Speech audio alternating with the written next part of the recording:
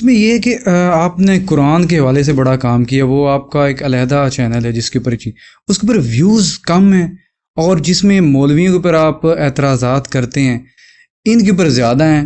تو آپ کو نہیں لگتا کہ آپ نے جو نوجوان ہیں ان کو بنا ہی ایسے دیا ہے کہ وہ ان شغل میلے کے اوپر اس طرح کی باتوں کے اوپر بہت زیادہ وہ نہیں، میں نے نہیں بنایا.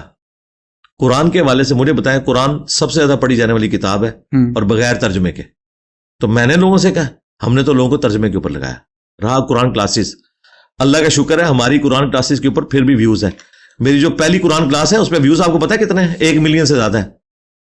ٹھیک ہے، آہستہ آہستہ گریجولی بڑھ رہے ہیں، 40,000 50,000 کرتے. اس ماڈرن دور میں جب لوگ قرآن کلاس اٹینڈ کرنے کے لیے تیار نہیں ہے، 15 سے 20,000 ایوریج ہمارے آتے ہیں. اور پھر جب اس میں ویلیو ایڈیشن ہو کے ہدایہ وکٹری چینل پہ چڑھتا ہے تو ملینز میں ویوز گیم ہے. پریزنٹیشن کا نا، تو وہ لوگ سن رہے ہیں نا. رہا یہ معاملہ، یہ حقیقت بات ہے کہ قرآن کلاس سنجیدہ لوگوں نے سننی ہے. زیادہ تر لوگوں کا مسئلہ وہی ہے جو اختلافی ہے. ٹھیک ہے، یہ اسی طریقے سے کہ آپ مجھے کہیں کہ مارکیٹ میں کینسر کی ادویات جو ہیں، حالانکہ کینسر تو سب سے بڑا مرض ہے، بڑی تھوڑی ملتی ہیں، لیکن نزلہ زکام کی تو ہر چھوٹے سے چھوٹے میڈیکل سٹور کے اوپر آپ کو وہ گولیاں ملتی ہیں. تو میں بتاؤں گا وہ بڑے لیول کا مسئلہ ہے تعداد کے اعتبار سے.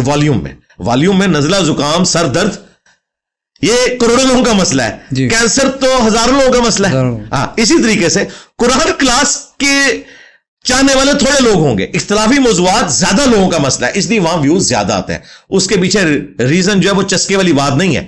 محرم میں لوگ یہ نہیں سننا چاہتے کہ قرآن پاک میں اہل بیت کی شان میں آیت کون سی آئی ہوئی ہے، وہ یہ سننا چاہتے ہیں کہ یزید نے کیا کام ڈالا تھا.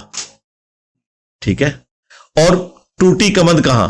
بالکل. تو لوگوں کی یہ ڈیمانڈ ہے. اب مجھے یہ بتائیں، رمضان کے مہینے میں لوگ قرآن حکیم میں جو رمضان سے متعلق آیات ہیں وہ سننا چاہیں گے، یا وہ یہ دیکھنا چاہیں گے کہ رمضان کے مہینے میں استنجا کرنے کا طریقہ صحیح کون سا ہے؟ وہ یہ ڈھونڈیں گے. جب ان کو ایک ویڈیو وائرل ملے گی کہ اگر اس طریقے سے استنجا کیا تو روزہ ہی ٹوٹ جائے گا، تو وہ تو اس کو ڈھونڈیں گے. وہ تو یہ ڈھونڈیں گے کہ روزے کی حالت میں ویکسین لگوا سکتے ہیں کہ نہیں، انہیلر یوز کر سکتے ہیں کہ نہیں. اب آپ کہیں قرآن میں تو انہیلر کا ذکر نہیں ہے، تو یہ والی ویڈیو آپ کی ملینز میں کیوں پہنچ گئی انہیلر والی؟ کیونکہ پریکٹیکلی یہی مسئلہ ہے. لوگوں کو اس سے غرض نہیں ہے کہ قرآن حکیم میں قیام رمضان سے متعلق یا رمضان کے مسائل کیا لکھے ہیں، وہ اپنے وہ مسائل دیکھنا چاہتے ہیں.